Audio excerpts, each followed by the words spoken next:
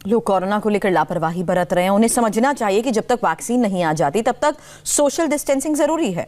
हम आपको दुनिया भर में कोरोना वैक्सीन पर चल रही रिसर्च की सबसे ऑथेंटिक रिपोर्ट अब दिखाते हैं। दावा किया जा रहा है कि वायरस को रोकने वाली वैक्सीन अगले साल 2021 की शुरुआत में आ सकती है। फाइजर कंपनी ने कहा है कि उनकी वैक्सीन 95% इफेक्टिव है। सवाल यह है कि जितनी भी वैक्सीन इस वक्त फाइनल स्टेज में है, क्या वो हर हिंदुस्तानी तक आसानी से पहुंच सकेंगी? इस रिपोर्ट को देखेंगे तो हर सवाल का जवाब मिलेगा।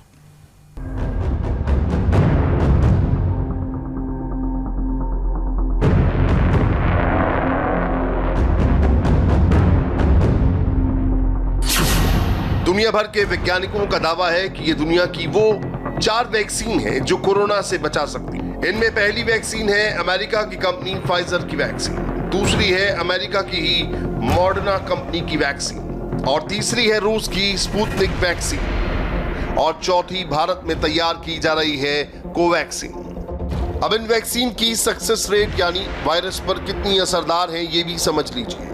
फाइजर वैक्सीन को बनाने वाले वैज्ञानिकों का दावा है कि कोरोना वायरस पर 95% कारगर है, जबकि मॉडर्ना अपनी वैक्सीन पर 94.5% प्रभावी होने का दावा करती है। इतना ही रूस की कंपनी स्पुतनिक वैक्सीन के असर को 92% कारगर मानती है। भारत में तैयार की जा रही कोवैक्सीन भी अपने दोनों ट्रायल में सफल साबित हुई है। अब इसके तीसरे फेज के परिणामों का इंतजार है, यानी इन चारों वैक्सीन के इस्तेमाल से कोरोना वायरस का अंत नजदीक दिखाई दे रहा है। लेकिन सबसे बड़ा सवाल यह है कि ये वैक्सीन भारत को कब तक मिल सकती है। हालांकि भारत सरकार वैक्सीन को भारत में लाने की कोशिशें तेज कर चुकी है, इसलिए उम्मीद और जरूरत दोनों बहुत ज्यादा है। देखिए, वैक्सीन जब आएगी तो सबसे पहले तो हाई रिस्क ग्रुप को दी जाएगी। उसके बाद जिन लोगों को ज्यादा इन्फेक्शन के चांसेस हैं, हेल्थ केयर वर्कर्स हैं, उनको दी जाएगी। तो अगर हम ये कहें कि वैक्सीन हमें कब ऑफ द शेल्फ मिल पाएगी, जैसे कोई भी जो लो रिस्क कैटेगरी में भी आता है वो बाजार से खरीद के वैक्सीन लगा पाए, उसमें टाइम लगेगा। लेकिन हाई रिस्क ग्रुप में और जो जिन लोगों में मोर्टेलिटी के ज़्यादा चांसेस हैं, उनको वैक्सीन तो अगले साल के शुरू में मिलने की उम्मीद है। उम्मीद है कि अगले साल की शुरुआत से भारत को वैक्सीन मिलना शुरू हो जाए, लेकिन क्या हर हिंदुस्तानी की पहुंच में होगी ये कहना मुश्किल है। इन तीनों वैक्सीन की सफलता पर भी निर्भर करता है कि कौन सी वैक्सीन कब तक मिल पाएगी। लेकिन हर वैक्सीन को बनाने वाली कंपनी का दावा है उसकी वैक्सीन सबसे ज्यादा असरदार है। इसीलिए आपको वैक्सीन की सक्सेस रेट को बारीकी से समझना होगा।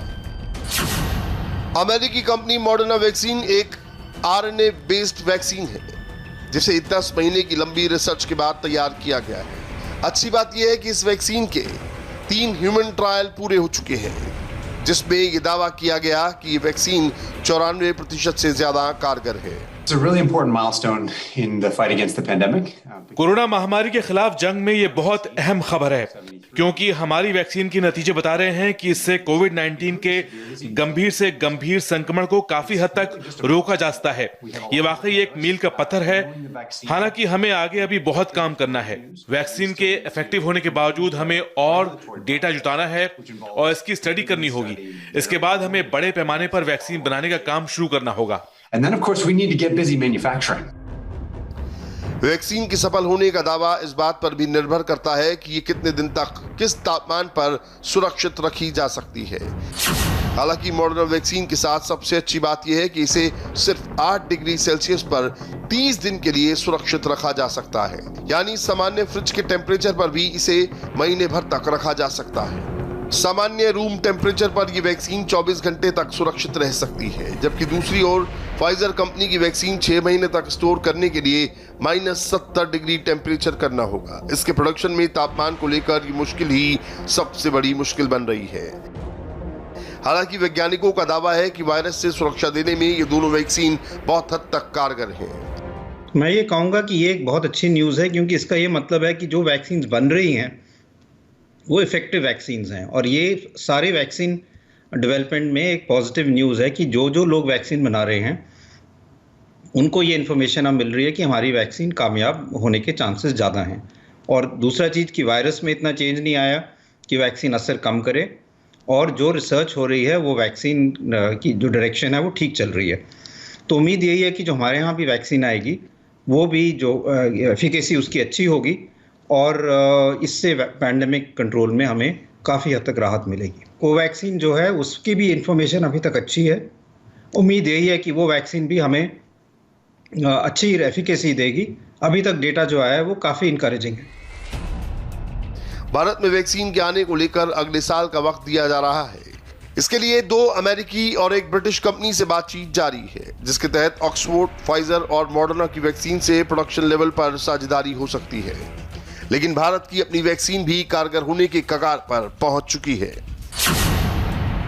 भारत की अपनी कोरोना वैक्सीन कोवैक्सीन का ट्रायल तीसरे चरण में पहुंच चुका है। इस वैक्सीन का पहला और दूसरा फेज सफल रहा, जबकि तीसरे फेज के सफल होने की उम्मीद भी बहुत ज्यादा है। कोवैक्सीन की फ्लो अप स्टडी चल रही है।